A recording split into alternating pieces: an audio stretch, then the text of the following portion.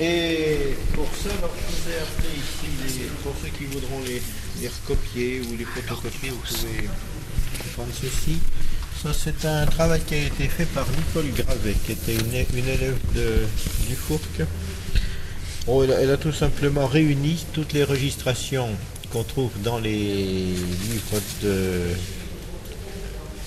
français, n'est-ce pas? Ça va de 1510, des devis de construction d'orgue. Souvent les facteurs d'orgue donnaient avec les devis la manière de servir de l'instrument, en passant par Mersenne en 1636 jusqu'au 19e siècle. C'est pas un travail exhaustif. Il y en a d'autres qui ont été retrouvés depuis. Et certaines, par exemple, sont oubliées là-dedans, comme celle de Rip, qui ont une grande importance. Nicole Gravet ne les a pas mentionnées. Enfin là, vous avez le texte complet quand même de Dombélos, et qui s'applique exactement au style de cet instrument-là. Alors, tout d'abord, voilà ce qu'on appelle le fond d'orgue. Et ça, c'est peut-être une des plus belles choses de Saint-Pons.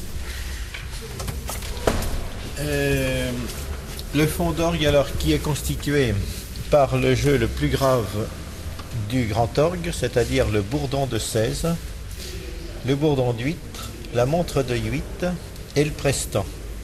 Et au positif, le bourdon d'huître, la flûte de 8 et le prestant. Alors voilà les deux claviers réunis, le fond d'orgue.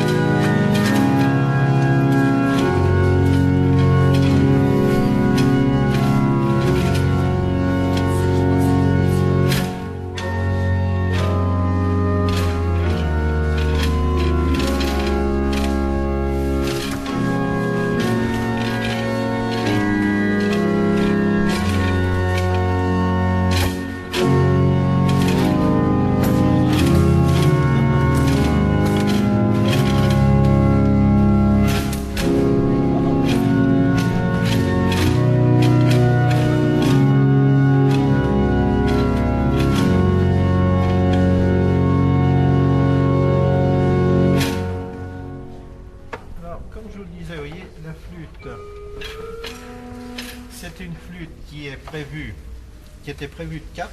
Alors, elle est de 4 pieds ici. Et vous avez la reprise ici. Et en réalité, c'est une petite montre. Et elle n'est pas flûtée du tout.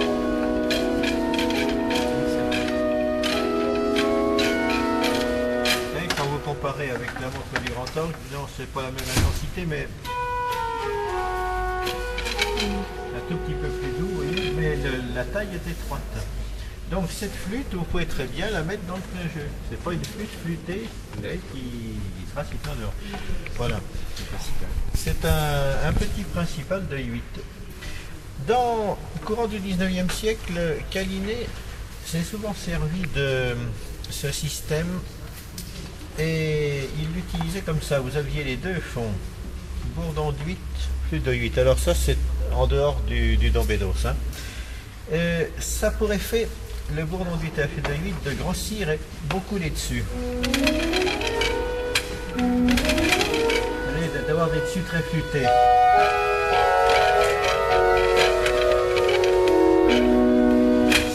S'il n'y a que le bourdon de 8, vous avez des basses très compactes.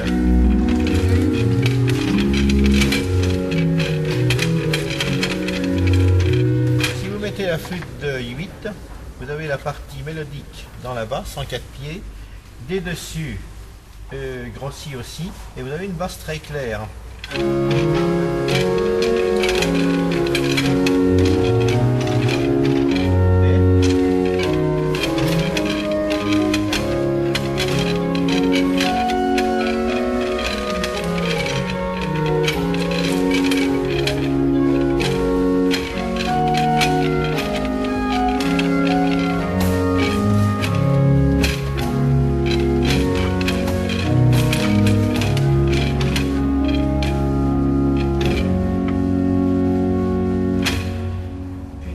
caractéristiques de la flûte de pédale. C'est une flûte qui est assez douce. Et cette flûte a la propriété de soutenir n'importe quel mélange, aussi bien le plus doux que le plus fort. Voilà par exemple un accord de Ré majeur, vous voyez, sur le bourdon d'huile du positif. Vous voyez la douceur de cette flûte de huile.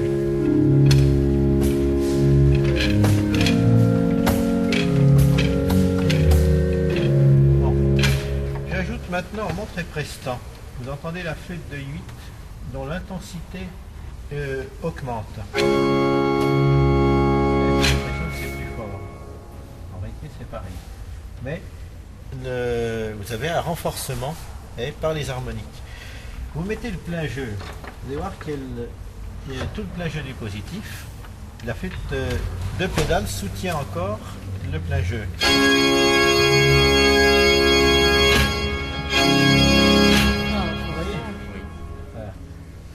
C'est des flûtes presque carrées qui ont une fondamentale extrêmement solide.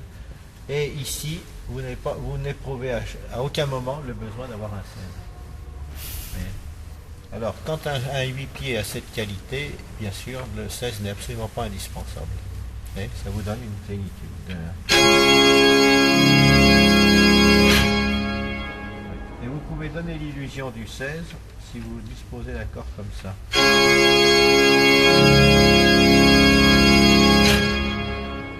suffit d'ajouter une note. Et si vous faites la canne, vous avez un 16 encore plus violent. Là,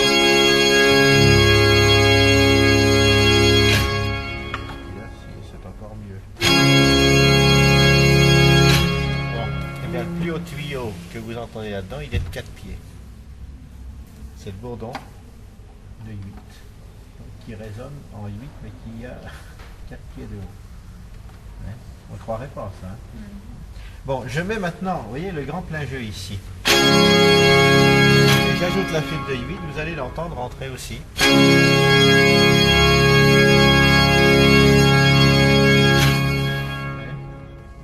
Donc cette flûte est absolument mélangeable, j'allais dire, à toutes sortes de mélanges, que ce soit le plus fort ou le plus doux. Mais il y a quand même quelques conditions. À condition que ce ne soit pas sur un accord de sixte, par exemple, comme ça. Là, l'effet est mauvais. Vous voulez que l'effet soit bon, il faut redoubler.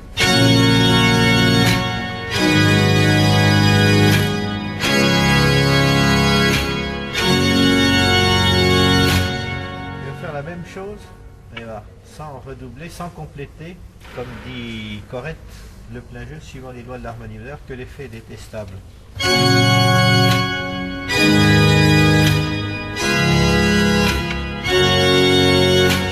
voyez ?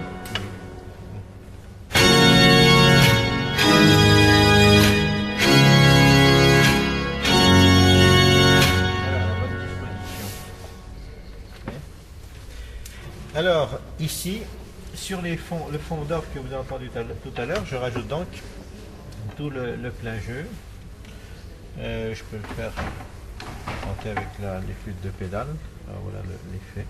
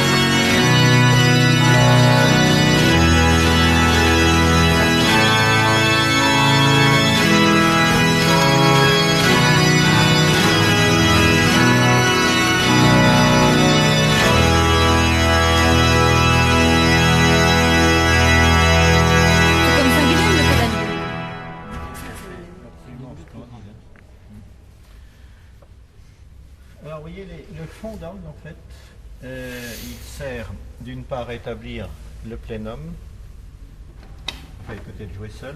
D'un côté vous avez le plénum, de l'autre côté ce même fond, vous retirez les fournitures et cymbales et vous pouvez mettre les tierces, Nazar tierce, le larigot, et dans la même chose au grand orgue. Alors grand tierce fondé sur le 16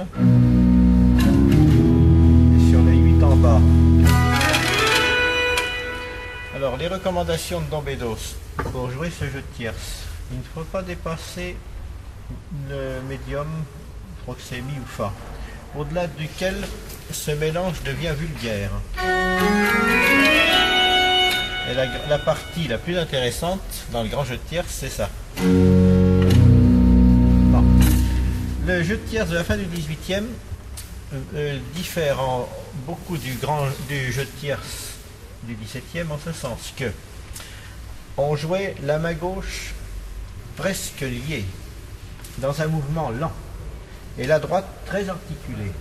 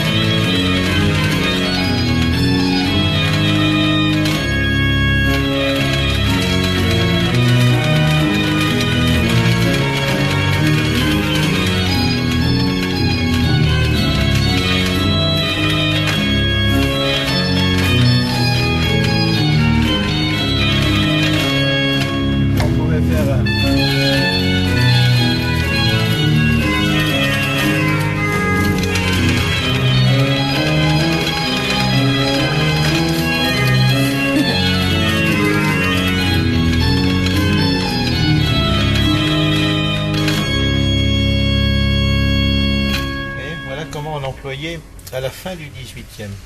C'était pas tout à fait la même manière qu'au 17e, où la main gauche et la main droite étaient traitées à égalité. C'est tout à fait différent. Dans le grand jeu, par exemple, dans le grand jeu de tierce et le petit jeu de tierce de la même époque, vous n'avez pas toute la série des harmoniques. Vous retirez les 2 pieds, vous retirez le 4 pieds, il y a différentes formules.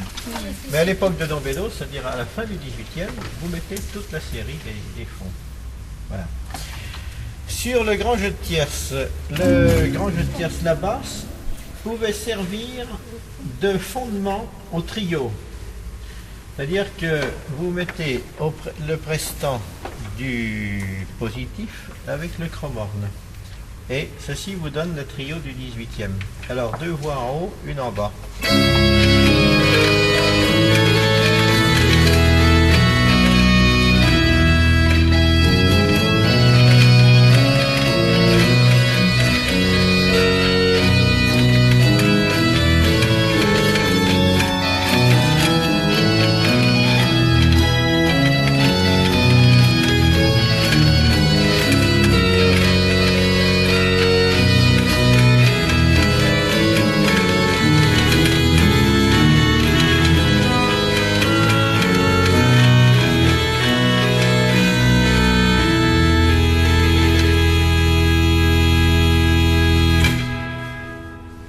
Remarquer aussi l'accord qui n'est pas tempéré et qui permet de jouer des tierces dans une région très élevée sans que vous ayez des vibrations intempestives. Vous voyez par exemple,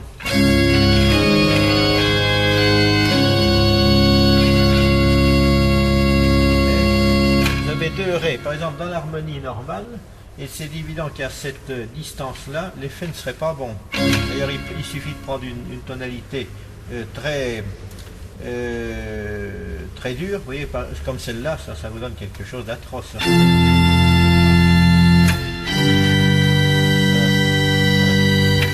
vous prenez même... Voilà, et vous dans un accord à peu près tempéré, ça vous donnerait cette impression-là.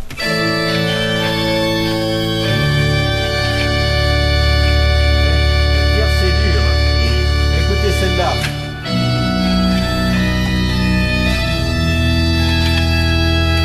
Vous voyez quelle merveilleuse impression de repos vous avez quand vous tombez dans les tonalités favorables.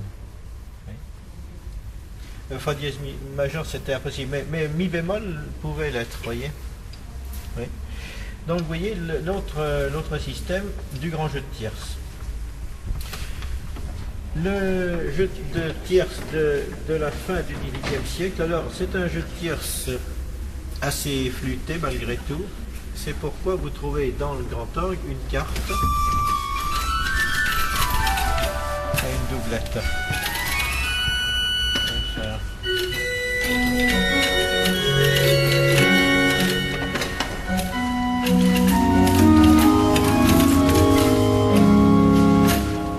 Ça vous donne un jeu de tierces un petit peu plus rond.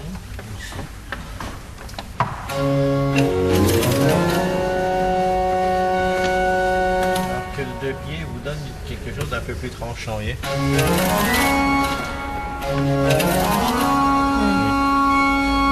Et la sonorité est un peu étrangère, oui.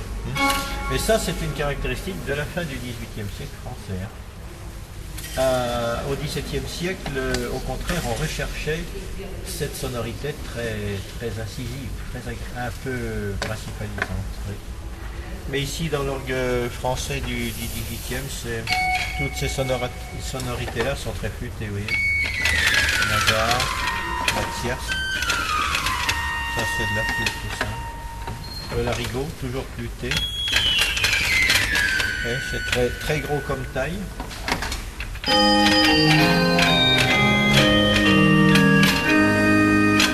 Alors un des rares mélanges creux que l'on trouve à la fin du XVIIIe, c'est Bourdon avec le larigot.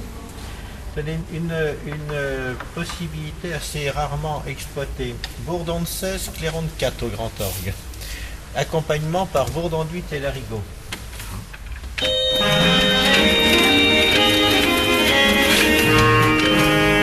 Vous entendez comme une sorte de basse qui murmure, n'est-ce pas? Et puis, par-dessus, vous avez le jeu d'ange qui dessine.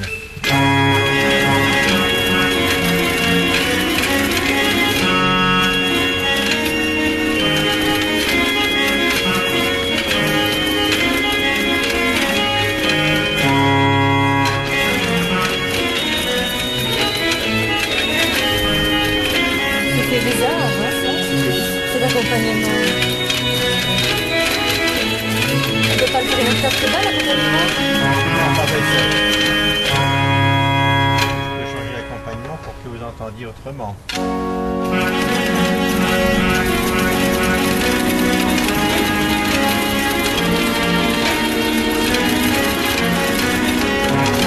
sont payés comme ça par batterie, vous voyez. Hein?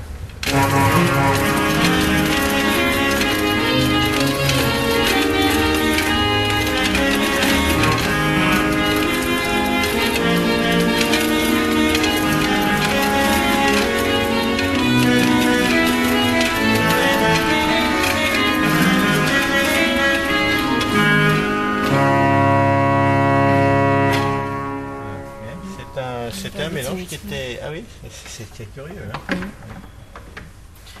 On avait les mélanges aussi alors pittoresques de Don Bédos. Le bourdon de 16 dans la première octave.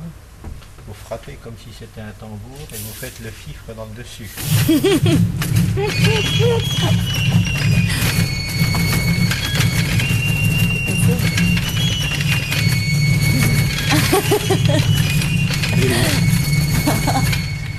C'est joli ça. Oui, ça c'est vous trouvez dans Don Bédos. Ça.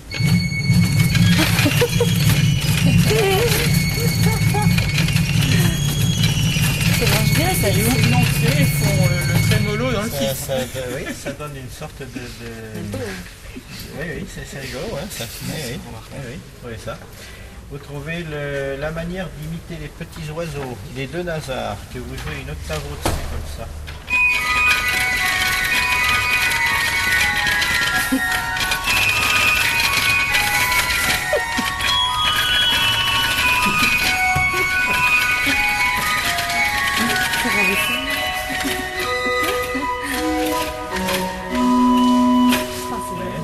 question, quand on a deux cartes, est-ce que ça marche ou est-ce qu'il faut absolument que ça transpose à la Faut quinte? perdre une carte Alors, avant. oui, mais c'est ça qui est rigolo. Pourquoi il faut que ça transpose à la quinte?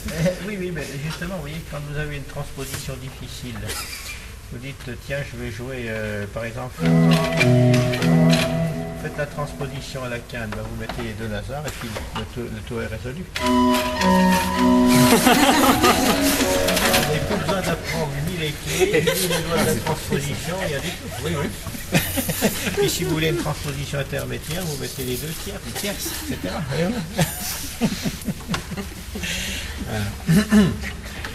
Le caractère aussi alors de la voix humaine, je me rappelle plus ce que donne le tremblant doux, attendez voir.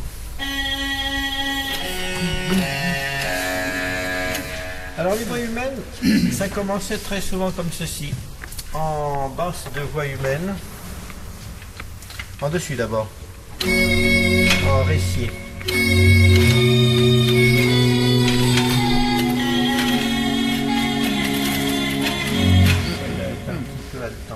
Le tremblant doux est mal réglé. Les troisièmes. Oui, c'est peut-être là, ouais.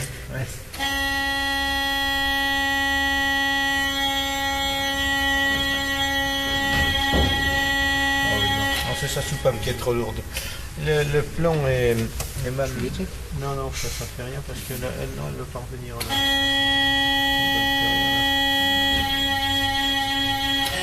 Non, c'est mal réglé, c'est pas bien réglé ça. C'est ou la soupape qui est trop lourde et qui ferme trop, vous voyez.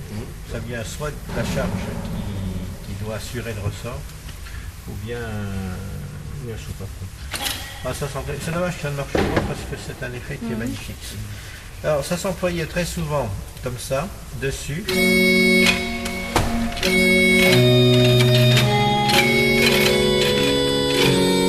La voix humaine, c'est un jeu qui est toujours employé très tendrement, très...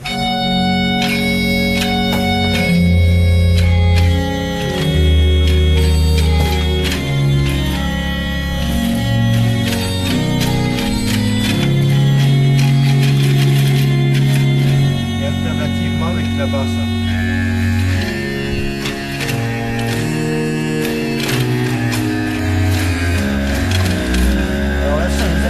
Le tremblant doux, c'est pas tout à fait violoncelle, n'est-ce pas?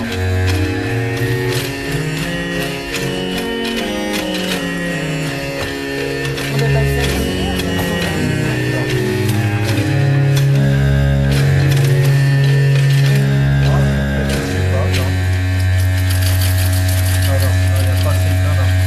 Ah, c'est bien les choses, ça. Ouais. Non, on peut pas. Non.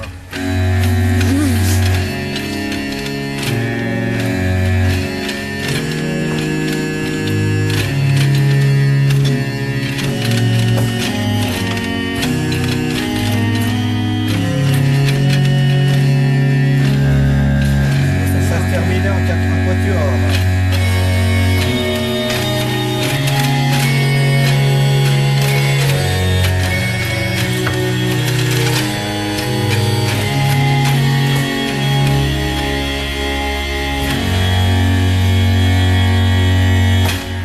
Alors, vous alliez penser à un avantage, vous voyez, vous avez peur par exemple de faire une fausse note, vous pouvez très bien enlever la note, puis vous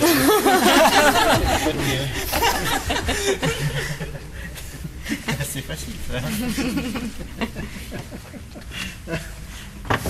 C'est aussi une manière d'emporter des souvenirs. Oui, ça aussi encore. Bon, on en distribuera une à chacun des participants. Ouais. Vous n'y voyez pas d'inconvénient, monsieur Rigaud, hein? Oui, bah d'accord. Voilà. Et puis alors, maintenant, le grand jeu. Alors, constitué à l'époque de Dombedos par trompette, clairon, dessus de cornet, prestant, et au positif, prestant, chromorne. Et voilà. Et à la pédale, les deux jeux d'anches. Voilà le grand jeu.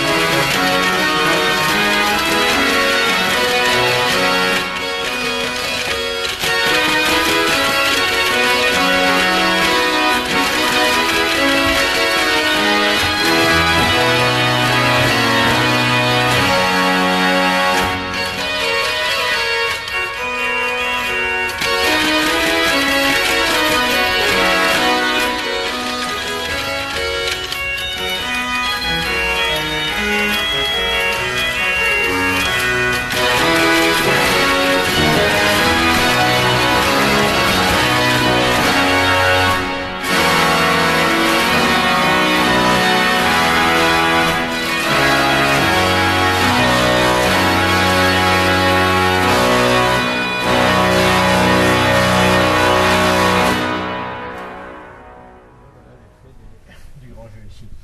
Alors l'effet du grand jeu que très souvent on utilise donc de cette manière-là. Vous voyez, vous avez plusieurs possibilités. Le grand jeu donc qui est réuni sur le grand clavier, le petit jeu au positif, en basse.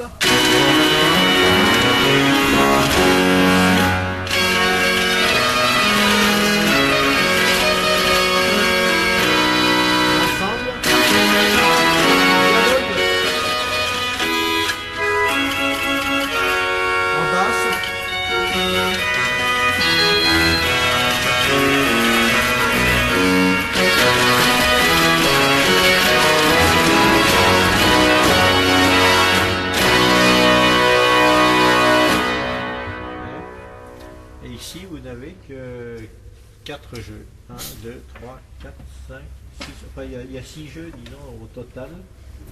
Et vous voyez l'effet que ça produit. Et vous vous rendez compte maintenant qu'il n'y a pas besoin de 250 combinaisons ajustables pour produire un effet varié. Avec des moyens très simples, eh bien, les anciens obtenaient des effets absolument magnifiques. Alors voilà en gros les sonorités de Dombedos. Parmi les sonorités insolites, vous avez le fond d'orgue ici avec le nasard le chromande du positif. Ça aussi c'est décrit dans Dombedos.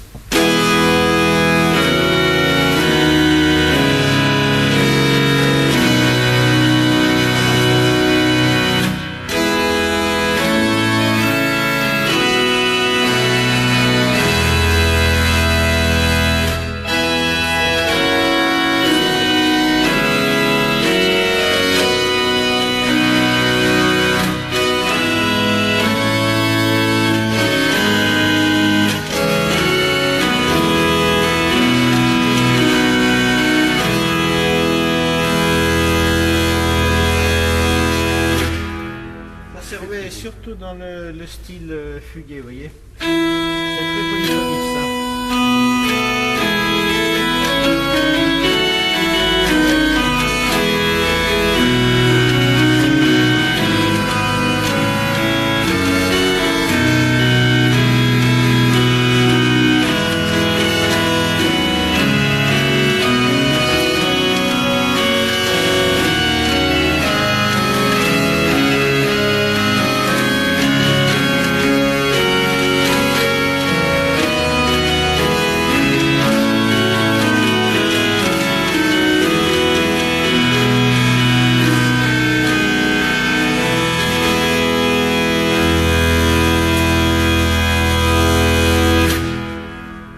C'est une sonorité assez insolite, hein. On n'a pas l'habitude d'entendre ça fréquemment. Oui. Oui. Autre sonorité qui est donnée par RIP, c'est l'accompagnement du plein chant par le plein jeu. C'est le seul auteur qui en parle de ça. Du plein jeu, alors des deux pleins jeux avec le dessus de cornet mélangé. Mais il faut que vous ayez une disposition qui permet, vous voyez, d'écarter le cantus firmus suffisamment du médium. Par exemple, vous aviez un kyrie. À ce moment-là, vous pouvez, vous voyez, vous accompagner comme ça.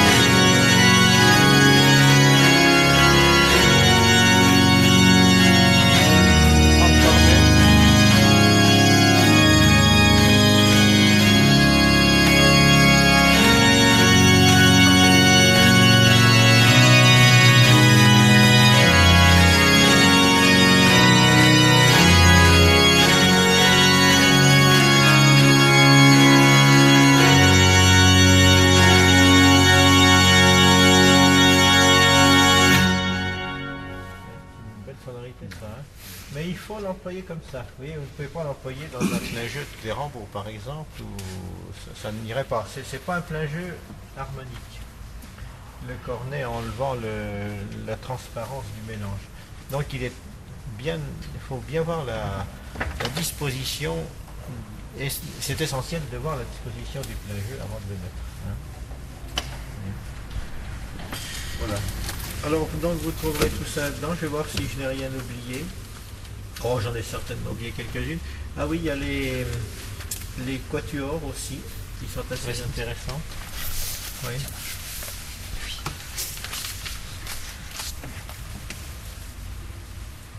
Alors le quatuor, ici, vous pouvez le faire de différentes manières, soit avec la trompette du récit, cornet ou jeu de tierce, par exemple, ici, et chromorne au positif. Pédale sur les flûtes 8/4.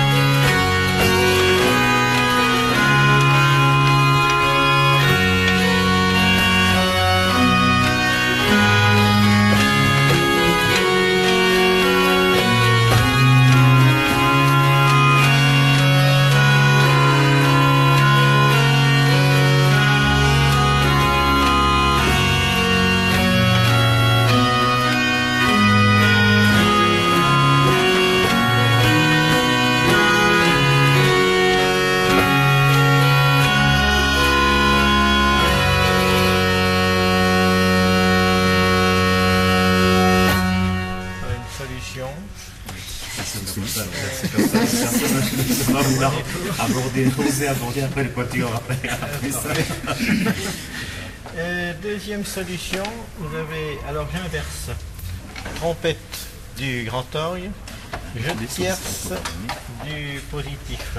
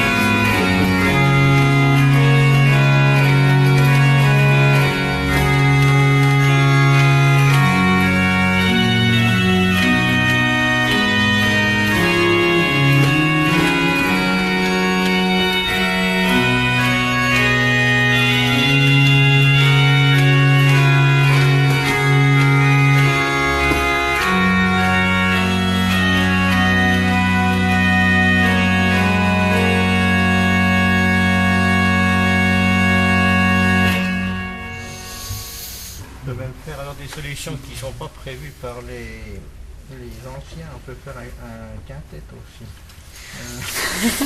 Ah bon? Oui, ah oui. Comment? Ça c'est pas prévu, c'est-à-dire 5 voix ou 6 d'ailleurs, on peut voir. 6?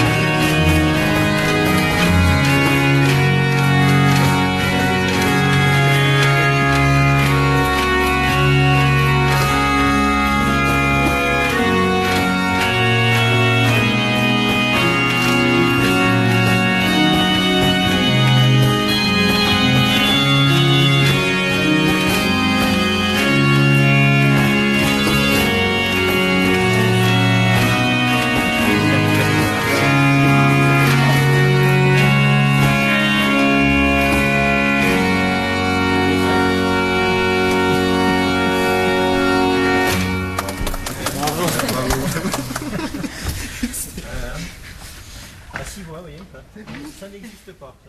C'est dommage, oui. Personne ne devait savoir. C'est dommage parce que l'effet est. Mais même dans la peut avoir littérature, une très grande oui, mais- densité, ça, oui. Voilà.